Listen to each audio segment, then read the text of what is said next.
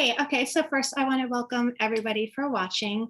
My name is Pandora Emiratis. I'm the style director at the Daily Mail, and I'm going to be moderating today's panel on how to create your personal brand. I have a few notes for you. You can leave any comments, questions, concerns in the chat box. Just be aware it is public, so anybody can read it. The panel will be 30 minutes with the last 10 minutes devoted to question and answers. It will be recorded, so you can watch it later. You can follow Glamhive at Glamhive or with the hashtag GlamHiveLive today. Also, I want to say thank you to our presenting sponsor, Mary Kay, the founder, Mary Kay Ash. She was a trailblazer. She was an innovator. She definitely knew how to create her personal brand, much like these ladies here with me today.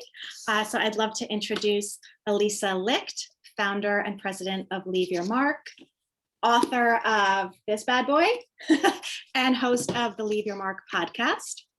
Welcome, Elisa. Thanks, Pandora. Welcome. Nancy Schuster, co-founder of TS Collective, PR, branding, and creative agency. Welcome, Nancy.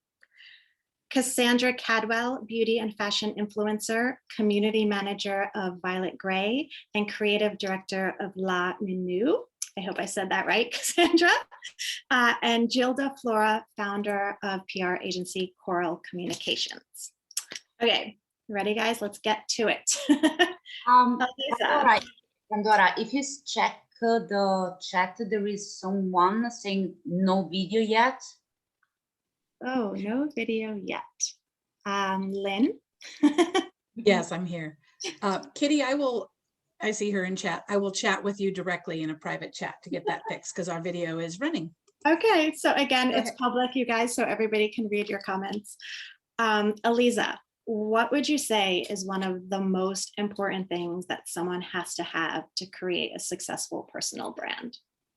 Authenticity.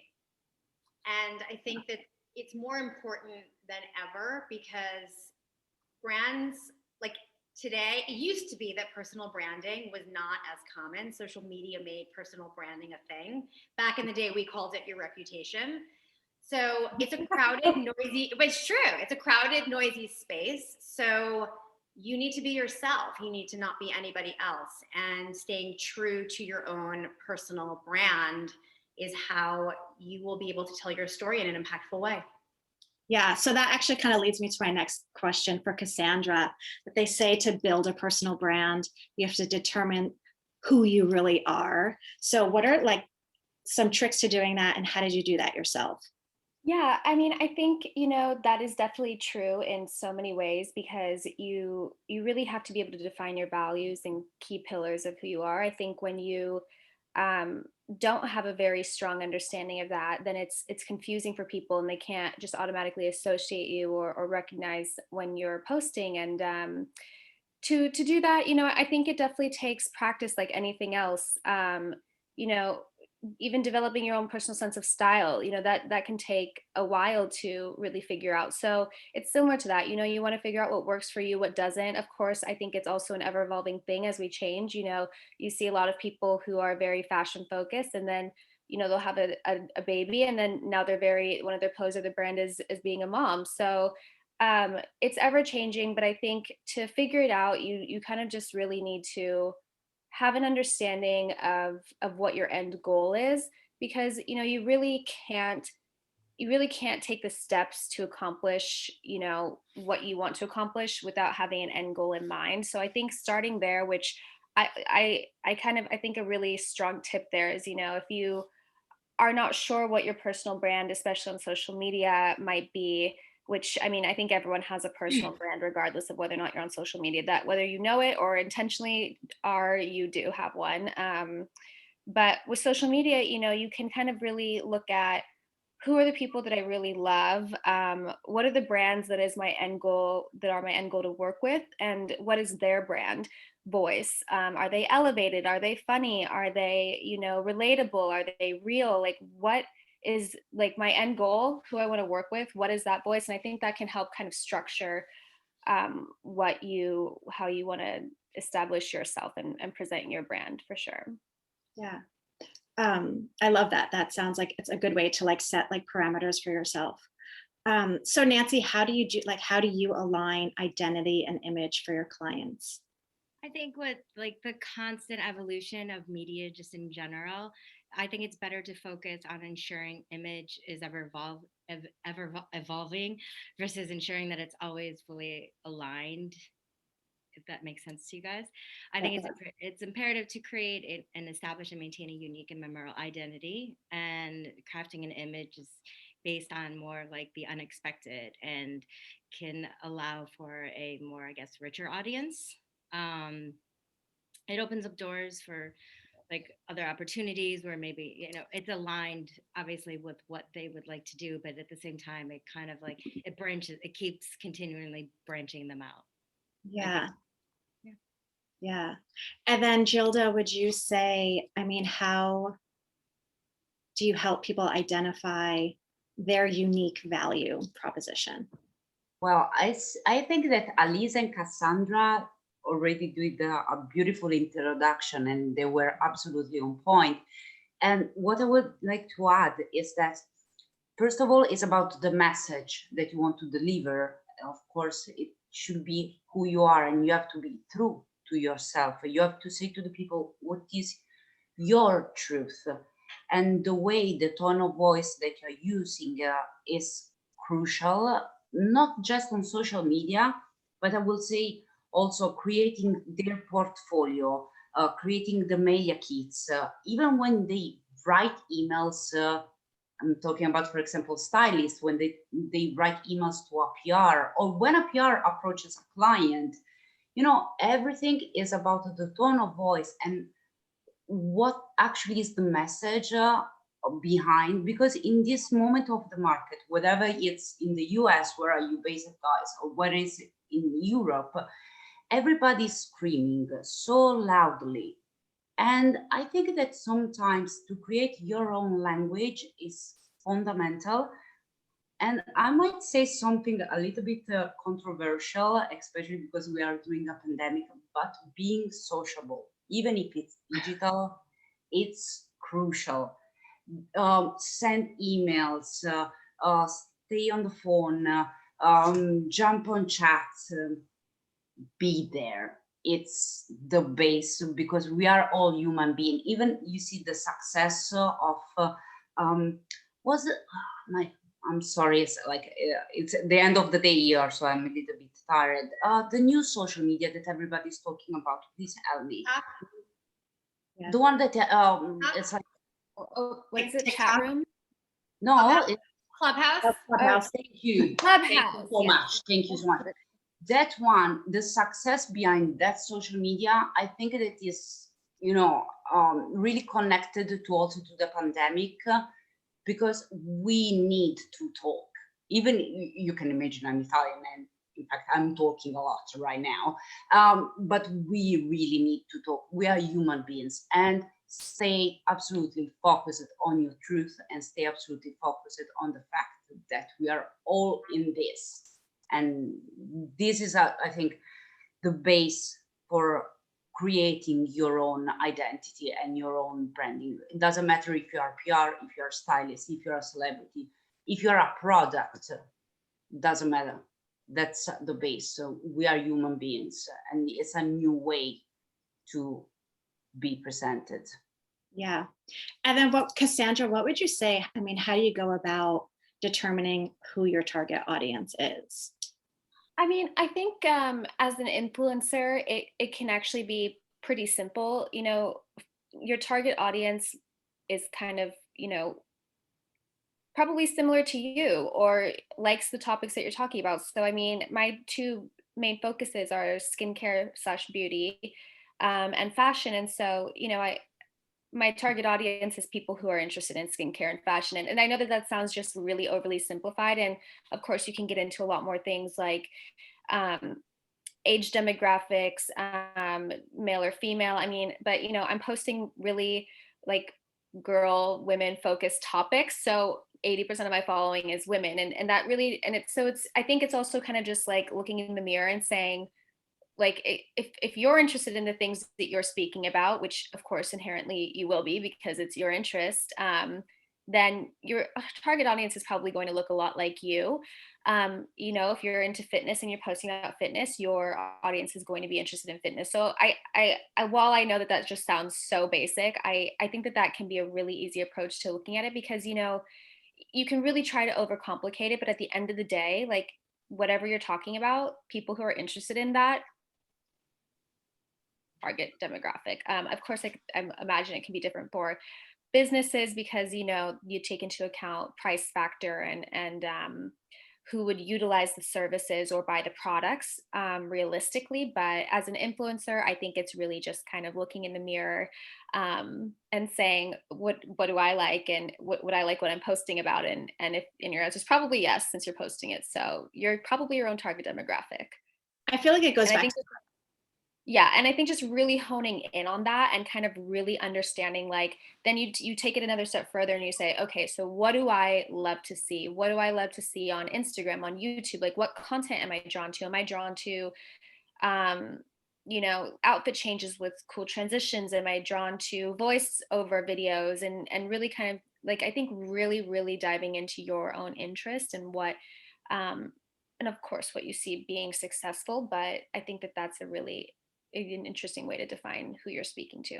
yeah. And I think just kind of going back to what Eliza was saying about being authentic, just like Mhm. it all comes together.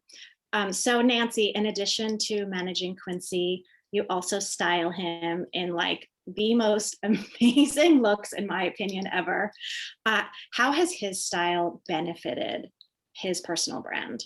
I mean, his personal brand in general is he's a hyphenate. So, I mean, he does so many things. He's an actor, he's a musician, he models, he does tech. You know, he just has a lot of interests. He loves sports. So I think I guess I guess it's just, we base it like he's a very eclectic style. So it's just kind of like, what do we feel like that day? Or we base it in regards to, okay, you're going to a red carpet, you have to look like this. But then we'll take some like feminine elements and throw them in there, or vintage elements. So it's never just one. I guess there's no, I hate to say this, but there's really no specific style to him. I just feel like we've managed to create a style, his own style, that is really quintessential to him. And then how has that benefited him? It's definitely benefited him. You know, all like we worked with all the top brands with him, from Zegna to Montblanc, Christian Louboutin, and a plethora of others. And they love his style. They love that it's ever changing. He's always growing. He's, you know, always moving. He's, you know, but he does keep, as you know, Elizabeth said, that like being authentic to himself, he does still do that. So that's what we always incorporate in regards to, like, what do we feel like if it doesn't even, you know, I've gotten some things and he's like, yeah, that's so not me. And I'm like, all right, I thought I'd try it. It didn't work, fine. But then sometimes I'm like, listen, I pulled this. I'm not sure if you're gonna love it. Or sometimes he's even worn some of my things. It's, you know, it's just he's like, I love this. I want to wear it. I'm like, okay, great. So I think I mean, we have a lot of fun with it too, but Yeah. it does translate into, you know, big brands wanting to work with him, liking his style. Like Google loves him for his fashion. So anytime, you know, we can do anything fun fashion wise with Google, we work with Google a ton. And that's it. And we just keep growing it through and telling stories, I guess, through his image. Right. So then when it comes to social media, I mean, obviously it's so important these days, but do you have to be on all platforms? And how do you determine, this is for Gilda, how do you determine which ones that you should be on? Nice question. So I believe that now, as the girl said, it's about the network. It's about your audience. Of course, first of all, you have to think which message you want to deliver. So if you are like an influencer, a fashion influencer, of course, probably Pinterest or Instagram, they are going to be your social media.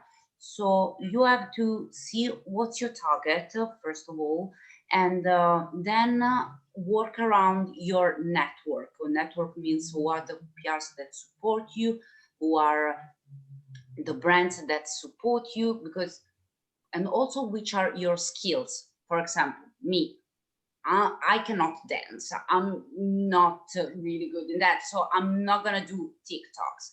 Otherwise, I'm not going to be successful. And, but if there are some, you have some strong skills, you have to focus on that. You have to focus again on your tone of voice and the tone of voice of your audience. You have to focus also on the tone of voice of your network. So what I would say, first of all, just have an Instagram account, because nowadays everybody is on Instagram, and then try to develop your personal branding from there, and to understanding which is your niche. That's the most important. Absolutely. And then, so Eliza, I feel like, I mean, I would imagine that everybody knows this about you, that you are the voice of DKNY PR Girl. But I feel like you definitely have that gift. Like, you have the gift of words, but not everybody does. So, and especially someone who maybe is more creative, they may not be as good with words. So what would your advice be for a stylist when like captioning photos and stuff like that? Thank you. I think for stylists, Instagram is going to be the number one platform. But I do also think that there's an opportunity for really sharing the behind the scenes of that. And that is a great place for content on stories, on reels, on TikTok. I think all of those are fertile ground. Twitter probably less so, to your point, where it's more of the written word. So I think if your job is visual, then those are the platforms to be on. And just don't stress about the captions. I mean, you can throw an emoji in there as a caption. I mean, I think at the end of the day, you know, Instagram is not about the words. Instagram is about the imagery. Right, right, that's true.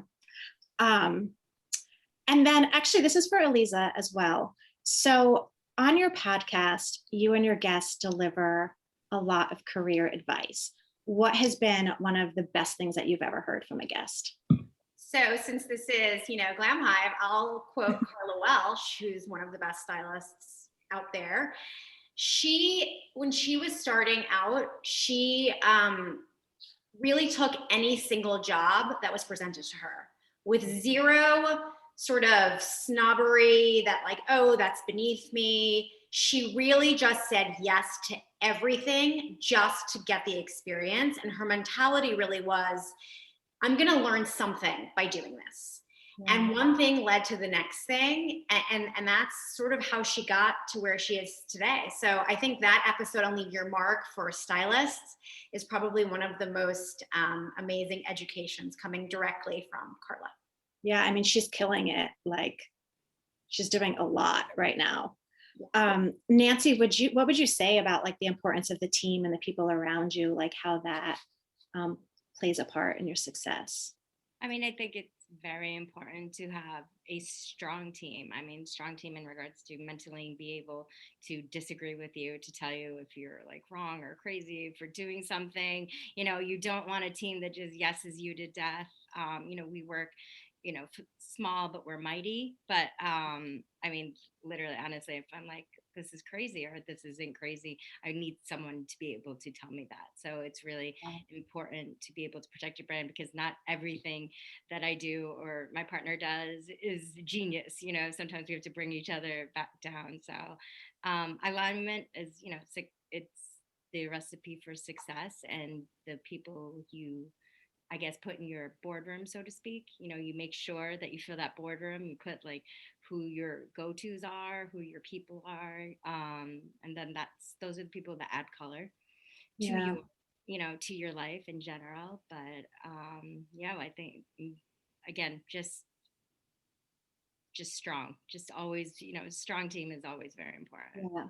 And then would you say, I mean, if you don't actually have like a team, just kind of going to your friends for advice and maybe having a mentor? And I think it's yeah, I mean, it's just strong in general, just across the board, someone that you can feel always can bounce off anything with. It doesn't, you know, and again, you don't always want someone to yes you to death either, because that doesn't actually create you. It just appeases whatever you want to do, and it doesn't make you grow as a person. So the no's are also great.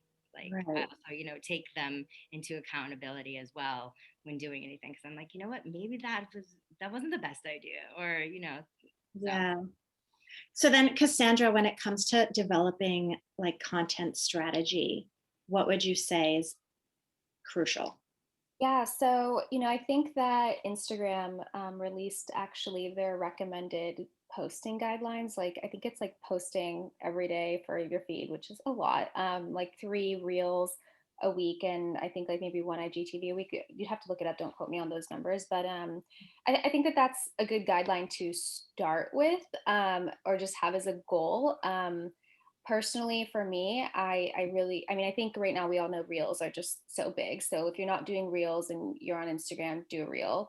Whether you're a brand, whether you're an influencer, whether whatever you're doing, just do a reel, because that's what Instagram is pushing right now. So and they're also, I mean, I was really not into reels. I was like, this is not what I'm doing, but then I started doing them and I loved them. So I mean, some people can get away with not doing them, but I would recommend doing them, just as like a baseline recommendation. But yeah, I think more granular, you want to be doing research all the time. What is big on Instagram? What are people like me doing? What are creative ideas that people love? Like I'm constantly referencing, my favorite fashion and beauty brands. We love Coco's, IGTVs and Reels. I love Jacques Mousse. Like, he's so incredibly creative. So I think just always doing research, also just knowing what's trending, doing the transitions people like to see, using the sounds people like to see. I mean, especially on TikTok now, of course, Instagram as well. But just knowing, always being creative, always seeing what's trending. Also practice.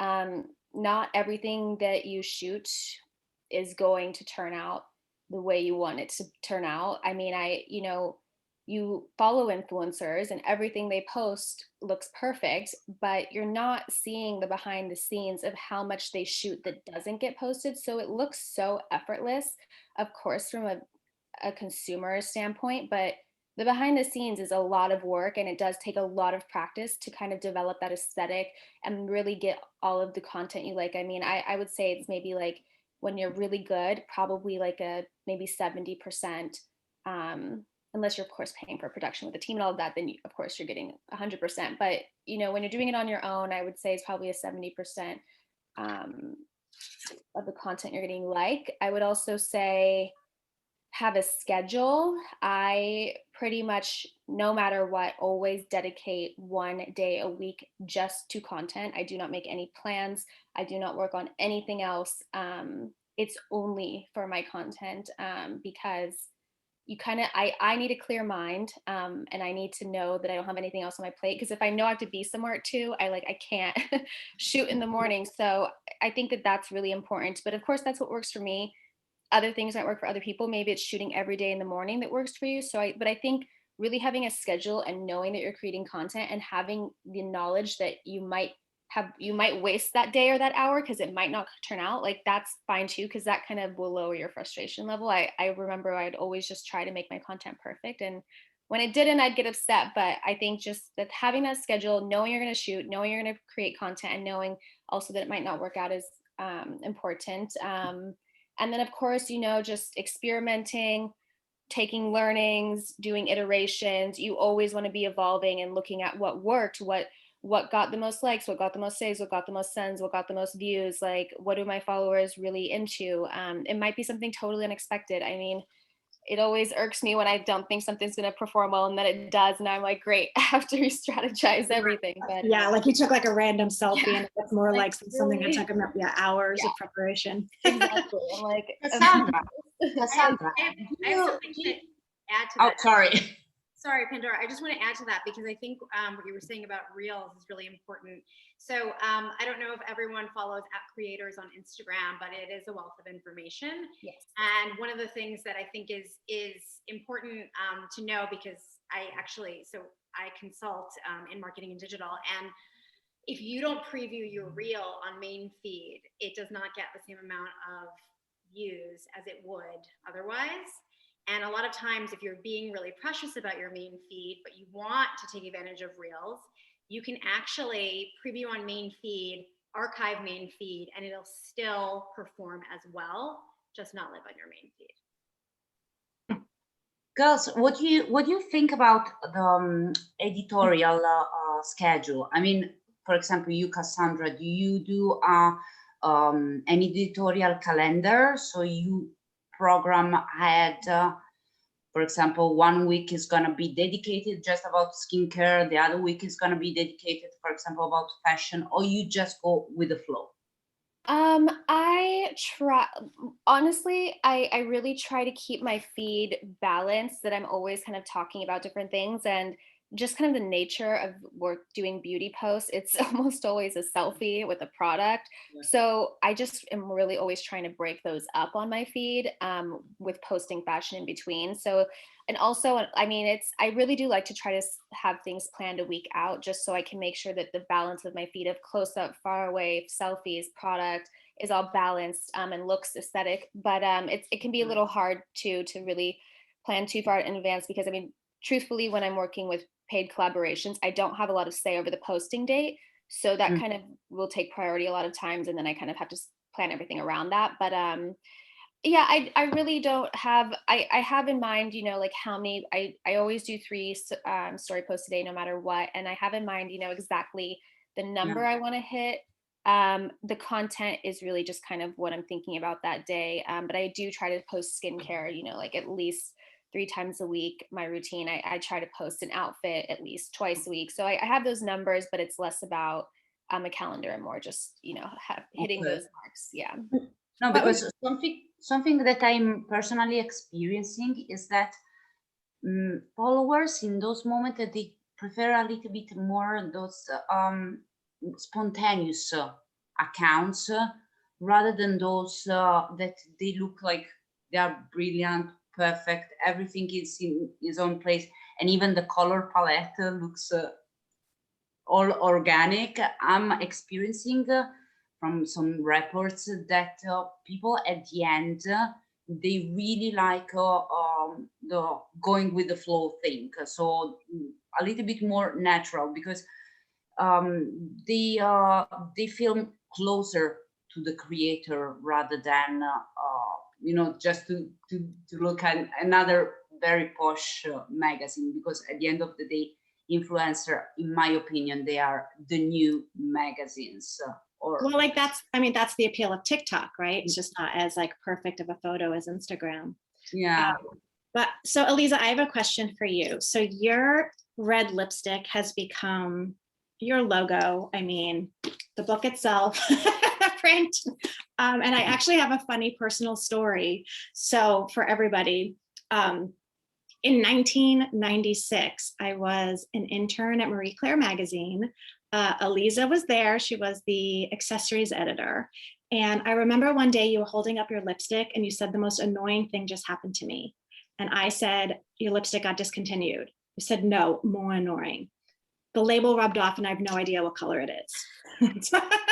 Oh my gosh, that's the worst. So that was 25 years ago, and you were wearing your red lipstick. So I guess what I want to ask you is, how important is a signature look to creating a personal brand? And is it something that you have to have for so many years, or can you like discover it now? Or what's your opinion on that? First of all, you have an incredible memory. That's all I have to say. So here's the answer. Repetition is reputation, period, end of report. Whatever you want people to know about you, you need to repeat it over and over again. I love that. I feel like that's like just good advice in life. Yes. Bravo. Yeah, bravo.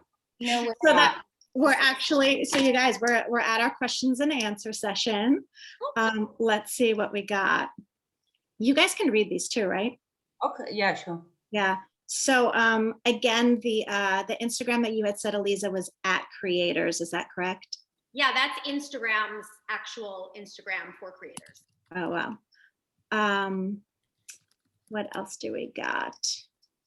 There is an interesting question from Nicolette. Any advice on finding your niche? I have interest and talents in multiple areas, and specializing is the hardest part for me so far. Okay. Okay, I put myself in this situation and I'm getting out of it. Yeah. Finding your niche. First of all, Nicolette, I think well, I would like to know what is your job, what would you like to do, because if you're a stylist, it's one thing, and if you're like an influencer, is another. The approach is a little bit different. If you're a stylist, which I think so, the niche will find you. That's the thing, what I believe, because if you are your own personal style and you bring your own style to your clients, then you know it will be recognized by the industry.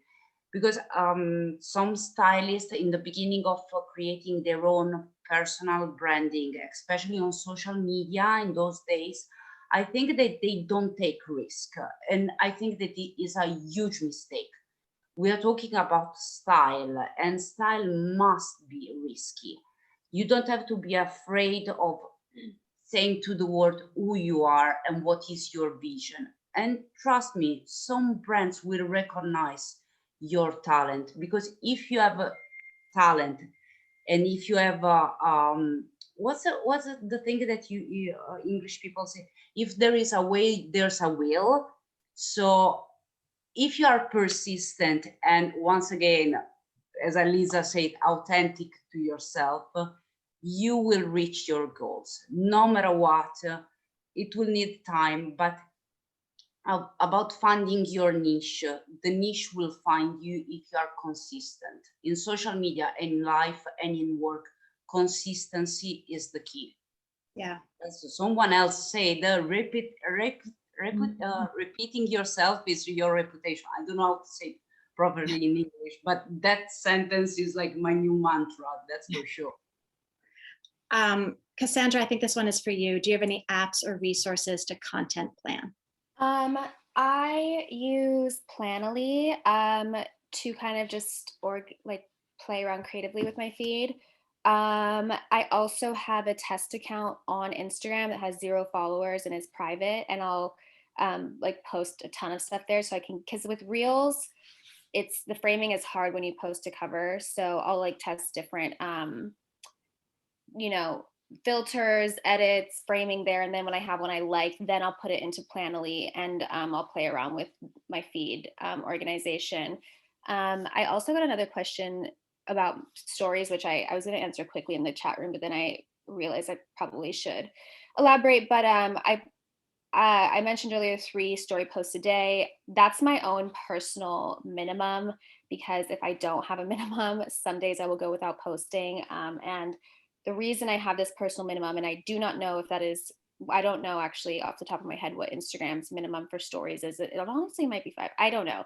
We'd have to look that up. Probably on Creators would be a good resource to find that information. But the reason I post 3 a day, and the reason you want to be, again, with consistency, not only for your brand, but also with posting, is because, so the way the Instagram algorithm works is the more that people are liking certain content, the more that is being fed to them. So if I'm posting about beauty every day, and you know people are liking it 3 times a week, that tells the Instagram algorithm that they like beauty content, and that means that they're going to be served more beauty content, aka my content. So with stories, it works the same way. You know, if they're engaging with your stories, the more they're engaging with your stories and your posts, the more they're going to be shown your content and your posts, your stories. So if you're not posting every day, you are not capitalizing on that opportunity for engagement. And like, just inherently, because you are posting less than someone else, that other person is more likely getting more engagement. So that's kind of my rationale for why I want to do 3 stories a day. And also, you just want to be top of mind. Like if someone hasn't, and I mean, I'm saying this as I haven't posted since February 16th, but I am working on opening a business right now, so it's been a bit hectic. But the more you're posting, the more you're top of mind, and that's always, you want to be top of mind, because I think with connecting with your audience was just, at least from your personal, I mean, of course, your personal brand is connecting with because they can relate to it. With really connecting with them, it's those moments offline that really trivial things like, this is an example, I bought this water on Amazon, this water bottle, and I fell in love with it and I posted it. And so many people DM'd me and said that they got it. And it's those moments offline where I've now, every time they drink that water bottle, they're thinking of me. So, you know, it's that brings back that connection and yeah.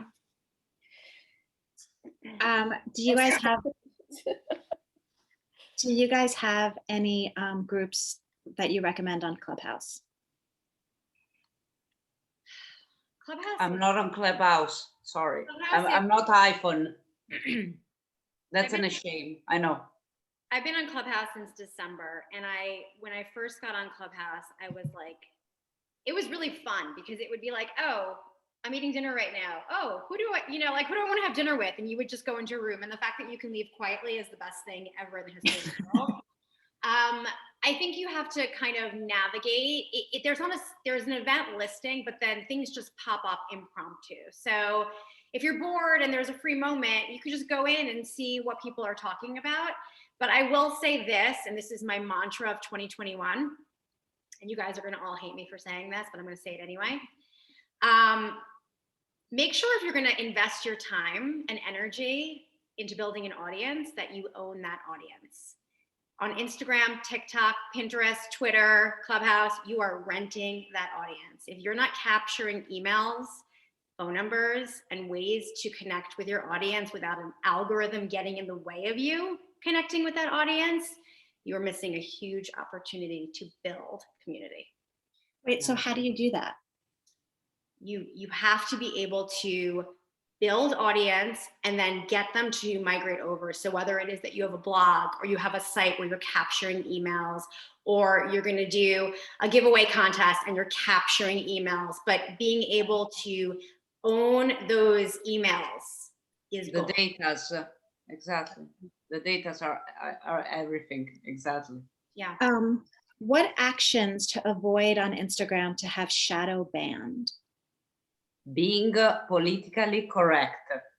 You have to be, that's the problem, in my opinion. I experienced it myself, shadow banning, because I'm very against some guidelines of Instagram itself, because you have some problems about violence on animals, especially hunting. And I'm not getting politically right now. Don't worry, Pandora.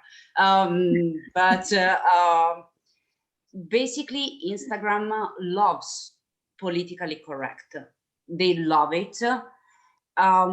So just, I'm sorry to say that, but if you want to avoid it, just try to post the most politically correct things, and you're never gonna get shadow banned. And of course, don't buy fake followers. That's another thing. Don't buy them. Don't do those silly things. Are all you guys on TikTok? I'm a voyeur. Okay. And I mean, Cassandra, I know the answer is yes for you with Reels, but do the rest of you do Reels? I do. You do? I tried.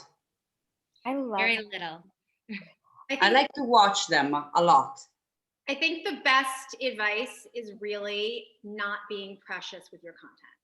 Like, you have to test stuff. And if it doesn't perform, it doesn't matter. You have to test and experiment and not be precious about it. And then once something works, just continue with that. And Yeah. you never know, you might fall in love. Like, I was so resistant to filming reels. I was like, they're cheesy, they're not like elevated. And then I started filming them and I just had so much fun. I now, like, if a brand approaches me for a collaboration, I'm like pushing for a reel, because it's when I get to be my most creative and when I'm having my most fun. And yes, they're a lot higher production value than just taking a photo, so it is more work for me, but I enjoy it so much, and that was so unexpected. So you really never know what you're going to fall in love with, so you should experiment. Yeah. But also, you have to remember, Instagram is going to favor whatever their new product tool is. So they favored IGTV when it first came out. They favored stories when it first came out. That now they're favoring reels. You're going to notice if you post the same video on main feed and or you post it on reels, which I've actually done this experiment, reels is going to perform better. Oh, wow. Yeah. Yeah. And now also something that is very important is when people save your content rather than likes. The first one now is most important is save. Second is share. And I think the third one is comment. And now Instagram, the algorithm of Instagram doesn't really care about the likes. The likes are like done, like the Instagram account doesn't care, just about saving. So think when you post, think about what people are going to save, like a restaurant, a skincare routine, an image that is gonna, a moment, a beautiful moment created by a stylist, so something that people want maybe to recreate in future. So share ideas. So that's one of the things that I would like to say. Yeah. Someone said that Reels feels like it takes a long time and that's why she shies away from it. Does it? Or can you just quickly do one? Reels take me like, it's so funny that 15 seconds like can take so long, but it can take me like a makeup reel, a simple makeup look will take me like an hour, and that's fast. Something a little more complex will take me like 2 hours, and I've shot clothing reels that have taken me like 4 or 5. So it can take a lot of time. And yeah, I would say you need a lot of patience because I shoot my reels in Instagram, which I've heard is better. It's much faster for me for editing purposes, so I do that. But yeah, it can take a lot of takes to get, like, especially with, like, it's so silly, but eyeliner, like to get a perfect swipe of eyeliner on camera, like you're looking in a mirror, you're trying to be in frame, doing this swipe, and it's definitely taken me like 15 times at 15 tries at points, which can, like, I'll by the 10th time I'm just like wanting to die. But yeah, it can take a long time for sure. But I think once you practice, the more you practice, you get faster. And so you really, it just takes practice, but yeah, it will take time for sure. Yeah. Okay, so we're a little over time. So just last thing, if you guys in one word could say what it takes, I know Eliza said earlier authenticity, but what it takes to build a personal brand. Just go. What would you say? One word. Consistency. Nancy? Oh, I mean, I'm with Liza. Come back to me in a second. Cassandra? I kind of like that answer, consistency. Honestly, yeah, consistency, clarity, just, being clear on what you're conveying, clarity. It sounds like it takes a lot of effort too, based on everything that you guys have been saying. Like, it doesn't just happen. And also don't take the easiest way. Don't try to not, for example, if you are an influencer, don't go with brands that they don't represent you just because they offer you a lot of money. Don't Right. sell yourself. Don't sell yourself. Right. Which, Nancy, I know you agree with that. I 100% agree. Always align yourself. And I think that, again, goes back to literally, I think being authentic is probably the top number one thing that you could actually say, because then you'll know what you're aligned with, know what you like, what you don't like. Like, if you like the color red, but someone is like, no, you have to do it in purple. And you're like, but I don't really like purple. Like, don't do it in purple, just do it in red. Like, whatever, that's in layman's terms. But yeah, I think just being authentic, because that messaging comes through. Like, people know when it's not real. Yeah. I will say though, with a caveat, I think authenticity is so important because you can't pretend to be someone else. But I will say, just avoiding oversharing, because like you like there are things that I cannot post about on my Instagram, or that not that I cannot, I could post whatever I want, but that I will not. Like, if I'm going out with friends and I mean, we're gonna be personal here. If I'm going out with friends and I'm drinking, I'm not gonna be posting that on my stories. Like, you know. So authenticity, but don't overshare. And that's great advice. You guys, thank you so much. And thank you to everybody watching. There is a few minutes of transition before you get into your next session from the agenda tab at the conference site. So thanks so much. Dora, thanks. Thanks, everyone. Nice to see you. Bye. Bye.